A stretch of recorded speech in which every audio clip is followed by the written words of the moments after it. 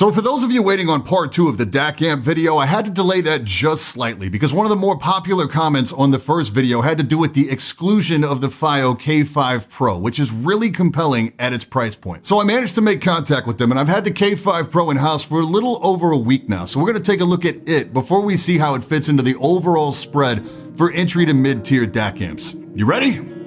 Let's go!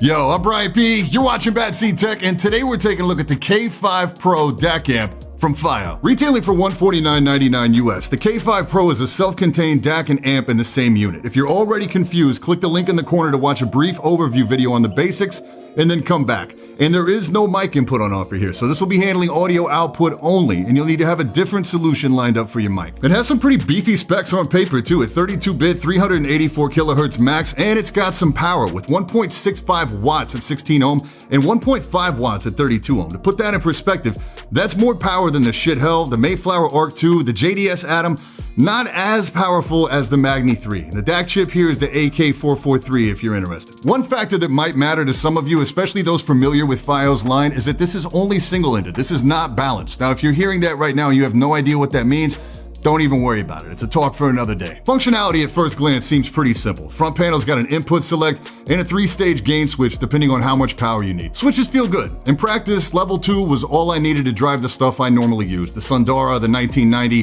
the TRX00. Gain level 1 will handle your IEMs, maybe a little more than you'd expect there for that first power level. My JVCs were good at about 12 o'clock. The Zeus, on the other hand, barely needed past 10 o'clock. And that's talking about a control that snaps on at 7 o'clock and doesn't really start to increase volume at all until about 9 o'clock. The big volume knob up front also serves as on-off switch, and it feels good, no scratch, no static. It is digital volume control. On the rear, we have optical and coax input, RCA line input, and USB in. We also have RCA line outs, which I'll get into in a sec, and an input for power.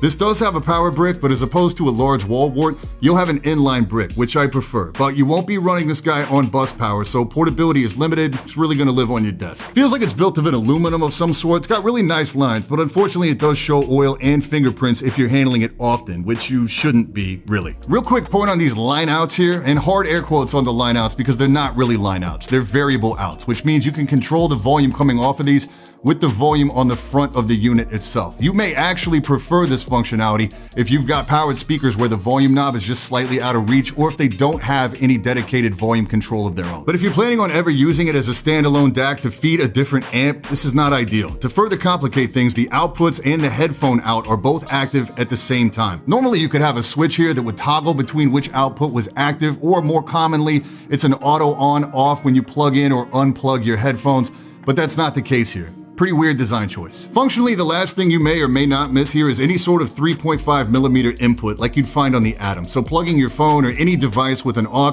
is a no-go. But for 150 bucks, how does it sound? The answer? Surprisingly good. I don't say that lightly. It already, just taken as a standalone unit, sounds damn good, but when you figure in the price point, it sounds surprisingly good. Very clean, great separation, great soundstage, no background. This unit pushes up against some of Drop's much more expensive DAC amp combo units. It sounds, to me, cleaner than the Shit Stack, the Hell, the Arc V1 and V2, and against the OL Atom stack, I noticed very little difference. I noticed very little difference running the K5 into the Atom as well. In case you're not familiar with the market right now, this unit beats those setups by a price of at least $50 and as much as $120. Functionally, you'll still need to figure out what makes sense for you in terms of inputs and outputs, mic support, etc. But if you're looking for a desktop audio solution and are aware of some of the unique functionality quirks, I can easily recommend this at 150 bucks. It makes the conversation of this or Shit Stack or OL Atom stack a pretty easy conversation for the majority of users, as they all sound relatively similar. So pick based on budget, features, and long-term setup goals. Pretty short one today because it is a really easy recommend. Is it what I would consider pro?